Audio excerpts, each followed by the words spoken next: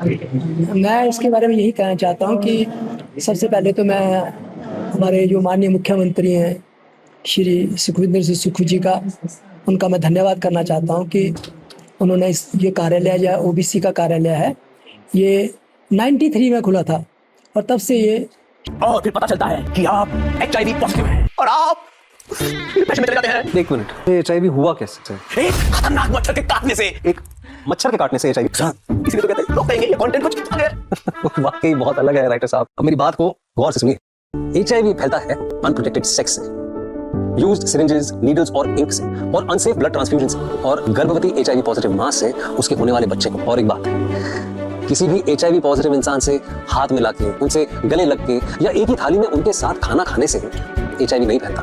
आप जैसे लोगों की वजह से मिस इन्फॉर्मेशन फैलती है। जागरूक बनिए, HIV STI से बचिए और मिस इन्फॉर्मेशन नहीं, जानकारी बांटिए। शिमला चल रहा था तो शिमला में एक तो जो जनसंख्या है हमारी ओबीसी की वो जिला कांगड़ा, हमीरपुर, ऊना और हमारे सिरमौर में और कुछ मंडी में और हमारे बिलासपुर में भी है ना। तो उन्होंने ये सोचा कि एक तो शिमला में बड़ी ट्रैफिक है, ट्रैफिक में हम काफ़ी लोग हमारे दूर दूर से मतलब कम आते हैं, तो उन्होंने क्या किया कि इस ऑफिस को यहाँ शिफ्ट किया। उसके लिए मैं साहब का बहुत बहुत माननीय मुख्यमंत्री का बहुत बहुत धन्यवाद करता हूँ और आज इन्होंने इस कार्यालय का शुभारंभ किया, शुरू किया, इसके लिए भी मैं मुख्यमंत्री जी का धन्यवाद करता हूँ। किस तरह के लाभ आपको लगते हैं यहाँ पे कार्यालय खुलने के बाद में पाएंगे? आपने कहा कि अधिकतर जो जनसंख्या है वो किसी की निकटतम जो क्षेत्र है उनमें है, किस तरह का लाभ आप मानते हैं यहाँ मिलेगा? इसमें ऐसा है कि जो लोग हैं उनके आने के लिए आसानी हो जाएगी और जो काफ़ी प्रॉब्लम्स है हमारी ओबीसी समाज में कि कई हमारे जो है श्रेणियाँ हैं जो अभी ओबीसी में नहीं है, जब कई क्षेत्र हैं ओबीसी में डाला गया है उनको, और जो हमारे कुछ डेवलपमेंट के कार्यक्रम हैं, काफ़ी स्कीमें हैं हमारे हिमाचल की, उनको लेके वो कमीशन में आ सकते हैं।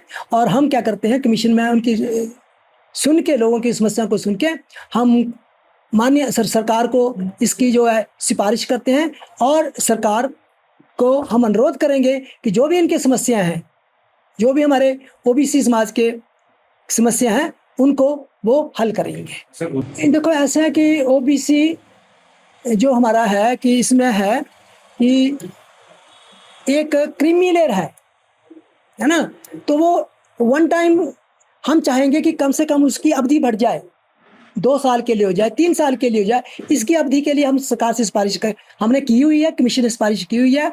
ये इसलिए है कि हमें देखना पड़ता है कि कम के 2 साल के बाद वो आदमी क्रीमी लेयर में तो नहीं आ गया। यदि क्रीमी लेयर में आ गया तो फिर उसको हमें बाहर निकालना पड़ेगा, क्योंकि ये तो सुप्रीम कोर्ट की गाइडलाइंस है, संविधान में हमारे में है ये, तो इसलिए उसको चेक करना पड़ता है कि वो कहीं ये क्रीमी लेयर में तो नहीं आ गया। इसलिए इसको प्रावधान रखा, लेकिन हम चाहेंगे कि कम से कम ये हमारा ओबीसी का है सर्टिफिकेट है ये 5 साल के लिए बने।